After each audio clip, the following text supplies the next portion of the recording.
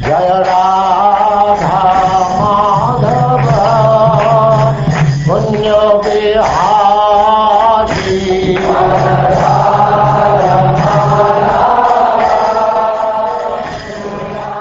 And now chapter 39, Akrura's Vision.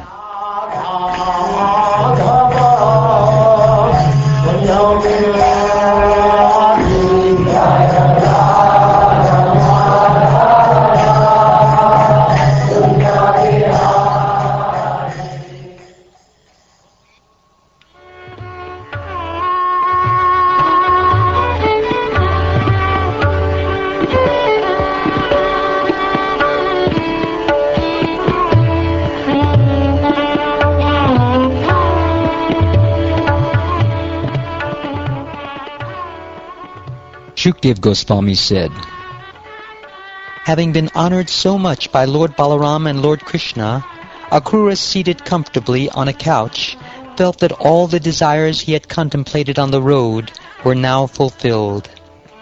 My dear king, what is unattainable for one who has satisfied the Supreme Personality of Godhead, the shelter of the Goddess of Fortune? Even so, those who are dedicated to his devotional service never want anything from him.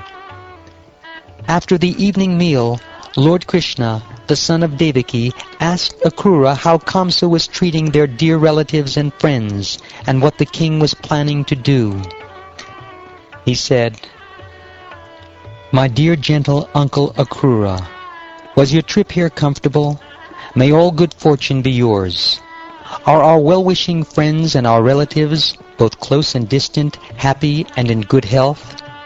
But my dear Akrura, as long as King Kamsa, that disease of our family who goes by the name maternal uncle, is still prospering, why should I even bother to ask about the well-being of our family members and his other subjects? Just see how much suffering I have caused my offenseless parents. Because of me their sons were killed and they themselves imprisoned. By good fortune we have today fulfilled our desire to see you. Our dear relative, O gentle uncle, please tell us why you have come."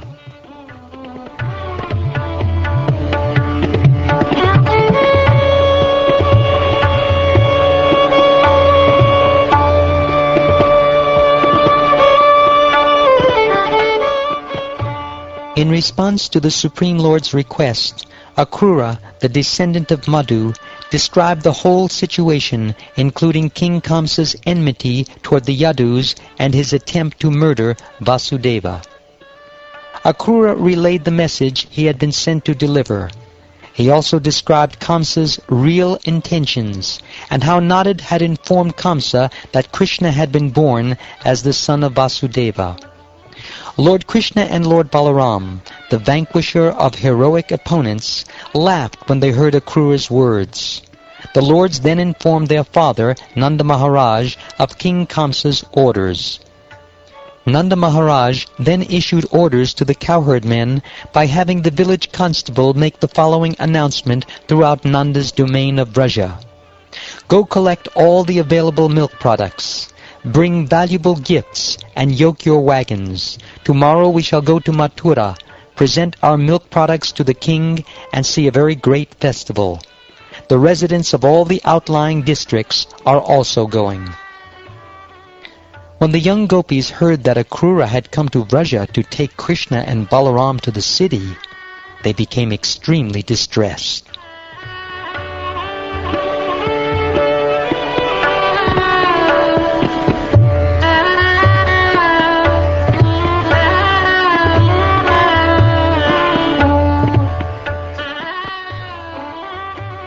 Some gopis felt so pained at heart that their faces turned pale from their heavy breathing. Others were so anguished that their dresses, bracelets, and braids became loose. Other gopis entirely stopped their sensory activities and became fixed in meditation on Krishna. They lost all awareness of the external world, just like those who attain the platform of self-realization.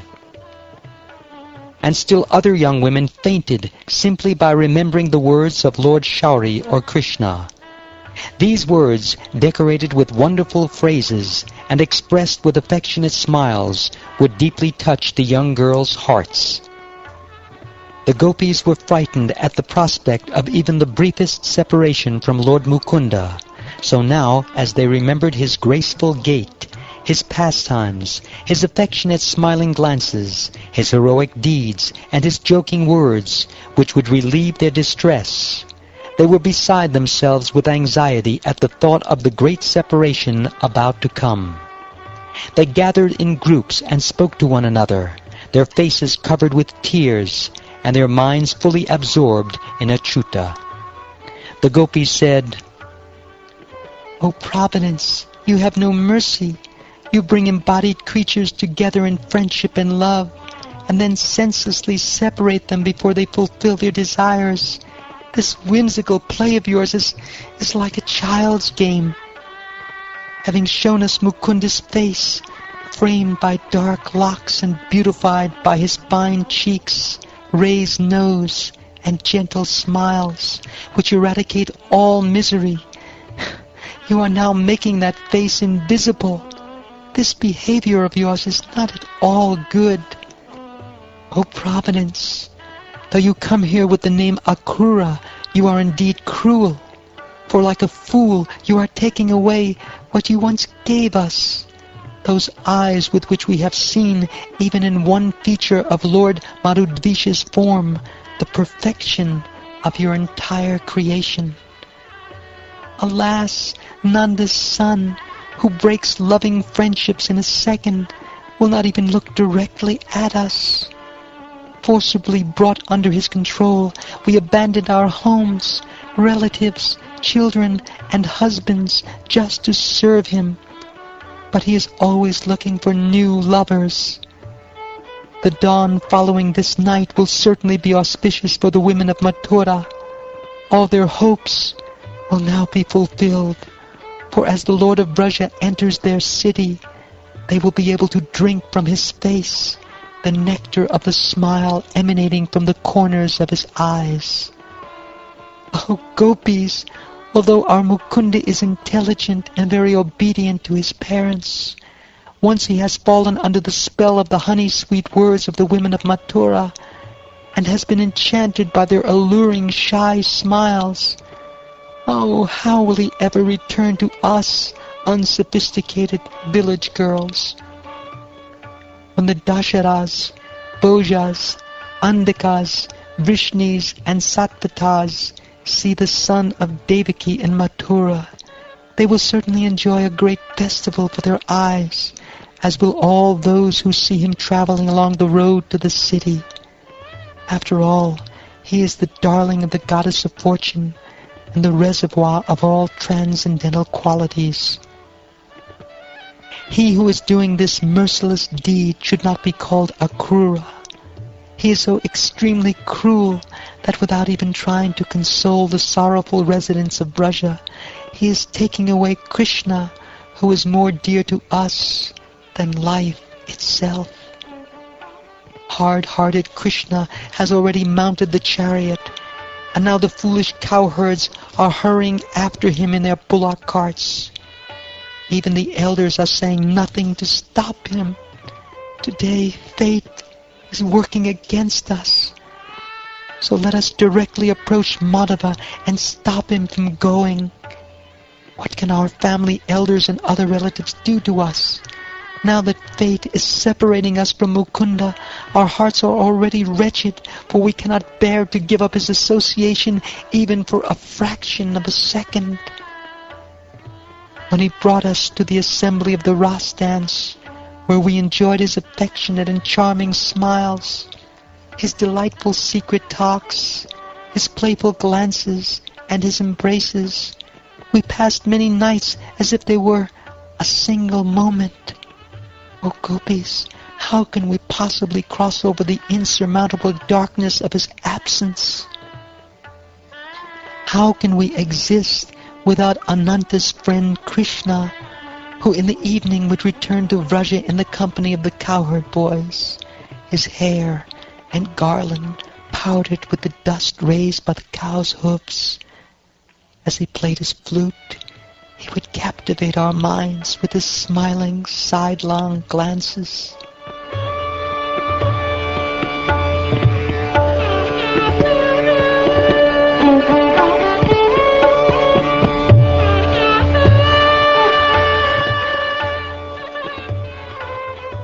After speaking these words, the ladies of Vraja, who were so attached to Krishna, felt extremely agitated by their imminent separation from him. They forgot all shame and loudly cried out, "O Govinda, O Damodar, O Madhava." But even as the gopis cried out in this way, Akrura, having at sunrise performed his morning worship and other duties, began to drive the chariot.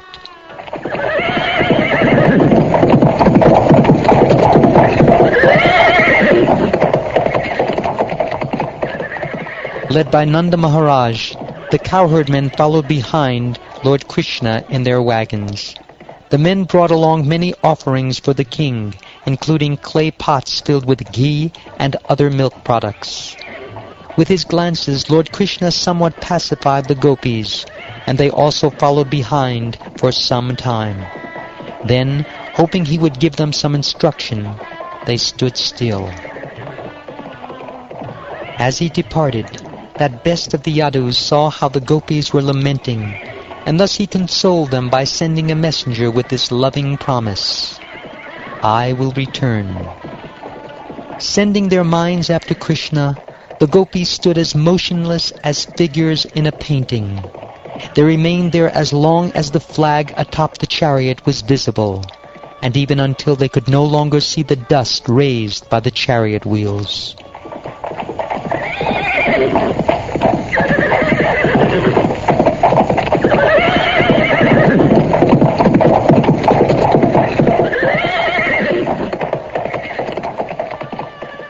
The gopis then turned back, without hope that Govinda would ever return to them. Full of sorrow, they began to spend their days and nights chanting about the pastimes of their beloved. My dear king, the Supreme Lord Krishna, traveling as swiftly as the wind in that chariot with Lord Balaram and Akrura, arrived at the river Kalindi, which destroys all sins. The river's sweet water was more effulgent than brilliant jewels. After Lord Krishna had touched it for purification, he drank some from his hand. Then he had the chariot move near a grove of trees and climbed back on, along with Balaram. Akrura asked the two lords to take their seats on the chariot. Then, taking their permission, he went to a pool in the Yamuna and took his bath as enjoined in the scriptures. While immersing himself in the water and reciting eternal mantras from the Vedas, Akrura suddenly saw Balaram and Krishna before him.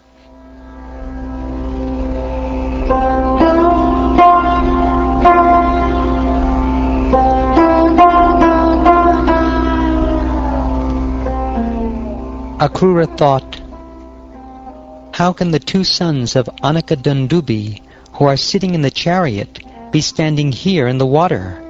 They must have left the chariot." But when he came out of the river, there they were, on the chariot, just as before. Asking himself, was the vision I had of them in the water an illusion? Akrura re-entered the pool.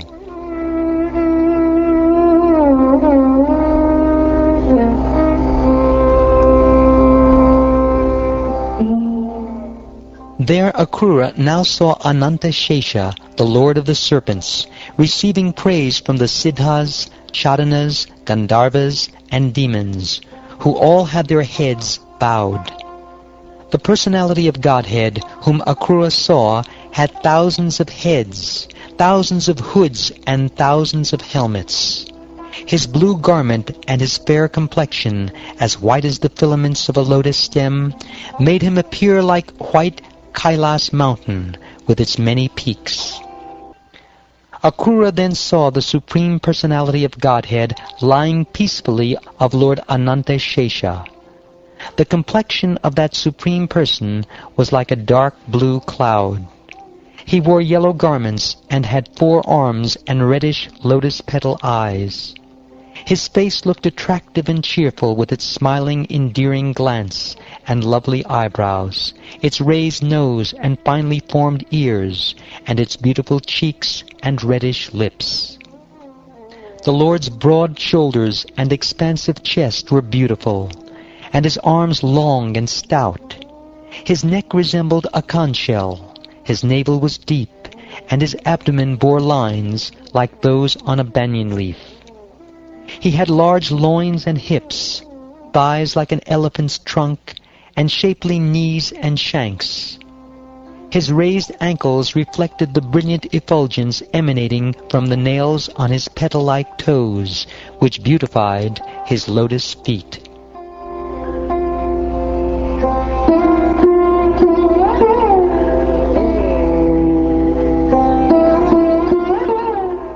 Adorned with a helmet, bracelets, and armlets, which were all bedecked with many priceless jewels, and also with a belt, a sacred thread, necklaces, ankle bells, and earrings, the Lord shone with dazzling effulgence.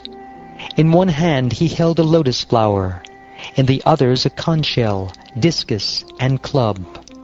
Gracing his chest were the Srivatsa mark, the brilliant Kaustubha gem, and a flower garland.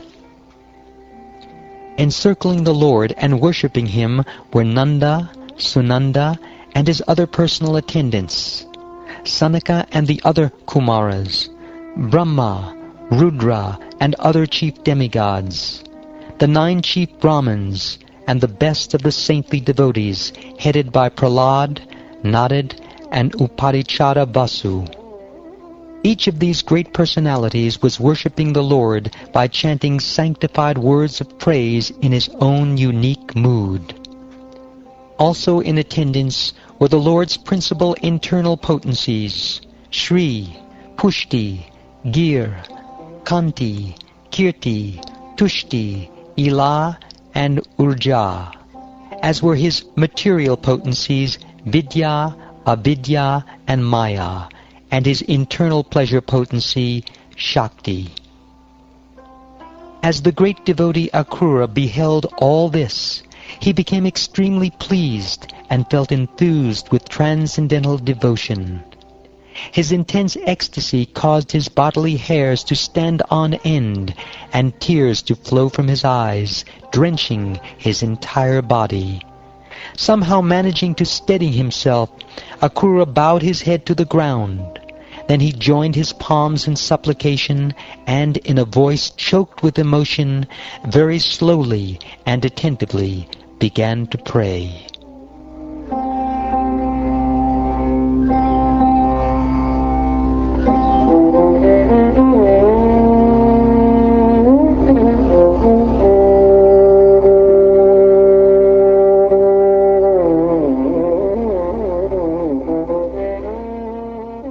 Thus ends the 39th chapter of the 10th canto of the Srimad Bhagavatam, entitled Akrura's Vision.